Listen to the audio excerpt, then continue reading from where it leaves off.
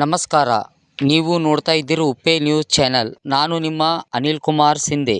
ಚುಟುಗುಪ್ಪ ಪಟ್ಟಣದಲ್ಲಿ 647ನೇ ಶ್ರೀ ಸಂತ ಗುರು ರವಿದಾಸ್ ಮಹಾರಾಜರ ಜಯಂತಿ ಹರ್ಷ ಮತ್ತು ಉಲ್ಲಾಸದಿಂದ ಆಚರಣೆ.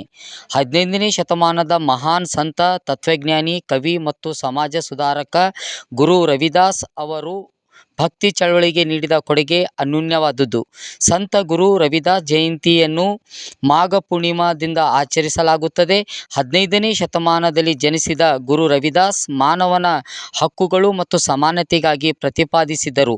ಅವರ ಬೋಧನೆಗಳು ಅನೇಕ ಜನಸಾಮಾನ್ಯರು ಅನುಸರಿಸುತ್ತಾರೆ.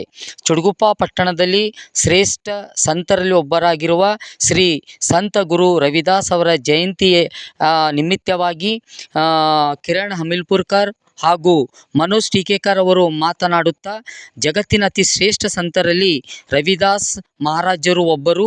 ಅವರು ಹಾಕಿಕೊಟ್ಟಿರುವ ಮಾರ್ಗದರ್ಶನ ಹಾಗೂ ಅವರು ಹಾಕಿಕೊಟ್ಟಿರತಕ್ಕಂಥ ಬೋಧನೆ ಮೂಲಕ ಪ್ರತಿಯೊಬ್ಬರು ಜನಮಾನಸದಲ್ಲಿ ಏನಪ್ಪ ಅಂದರೆ ಉಳಿದುಕೊಂಡಿದ್ದಾರೆ ಎಂದು ತಮ್ಮ ಅಭಿಪ್ರಾಯವನ್ನು ವ್ಯಕ್ತಪಡಿಸಿದ್ದರು. ಅವರು ಹುಟ್ಟಿನಿಂದಲೂ ಗುರು ರವಿದಾಸ್ ಮಾನವನ ಹಕ್ಕುಗಳು ಮತ್ತು ಸಮಾನತೆಗಾಗಿ ತಮ್ಮ ಜೀವನವನ್ನೇ ಮುಡುಪಾಗಿಟ್ಟರು ಅಂತಕ್ಕಂಥ ವಿಷಯವನ್ನು ಬಿತ್ತರಿಸಿದರು. ಈ ಕಾರ್ಯಕ್ರಮದಲ್ಲಿ ರಾಜು ಟೀಕೇಕರ್, ಏಕಂಬ್ರಿ, ಸುರೇಶ್ ಬಾಲ್ಕೀಕರ್, ಆಕಾಶ್ ಬಾಳಪ್ಪ, ಪವನ್ ಹಮಲ್ಪುರ್ಕರ್, ಸುನಿಲ್ ಟೀಕೇಕರ್, ಶಿವರಾಜ್ ಟೀಕೇಕರ್, ಏಕನಾಥ್ ಮಹಾಂತೇಶ್, ರವಿ ಬುರಾಳೆ, ಭರತ್ ಚೌಧರಿ ಇತರರು ಉಪಸ್ಥಿತರಿದ್ದರು.